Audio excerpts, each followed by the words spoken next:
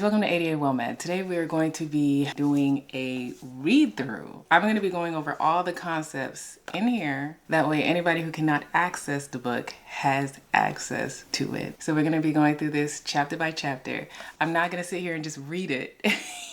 What I'm going to do is I'm going to go through the concepts. Now, it would do you good if you had the book.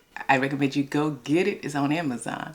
But if you can't, just stay tuned and stay here and we'll get through it. Now, the first thing I want to do is go through how you read my book. I made this book for people to be able to pick it up and read it from cover to cover. This does not need to be a book that you just keep on your shelf. I am an avid book reader. I got 2 libraries in my house. One downstairs, one upstairs, okay? I read a lot of books. And I'll tell you, as somebody who reads a lot of books, I have a lot of books to collect dust.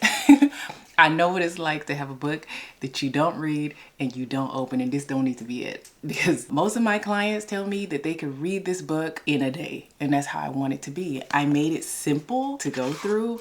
I made it simple to categorize stuff and know where you need to look at things. At the front portion of my book, in part 1, that's where I go through my story. You're gonna learn a little bit about me and what makes me so passionate about reversing high blood pressure, right? And then in part 2, you are going to see the more practical stuff. You're going to get the educational stuff.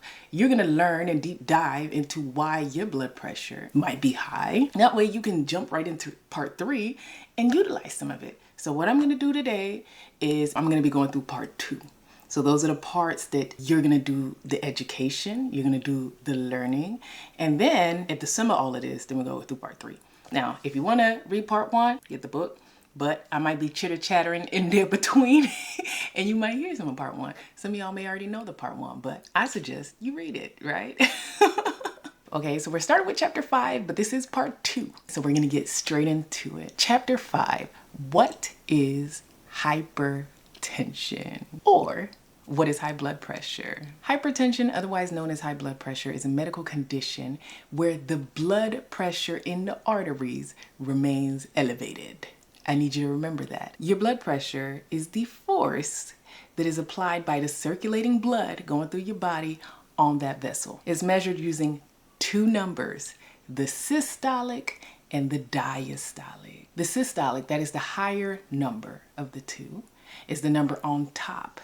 That is the pressure of when your heart beats. And the lower number, the diastolic number, is the pressure between beats when the heart muscle is relaxing. Both of these numbers are very important, but you just need to know which one is which. A normal blood pressure is usually at or below 120/80. Now, why is hypertension important? Why does it matter to you? That is because that is making the heart work harder to pump blood to the body. Simple as that. Kidney disease, stroke, and other problems.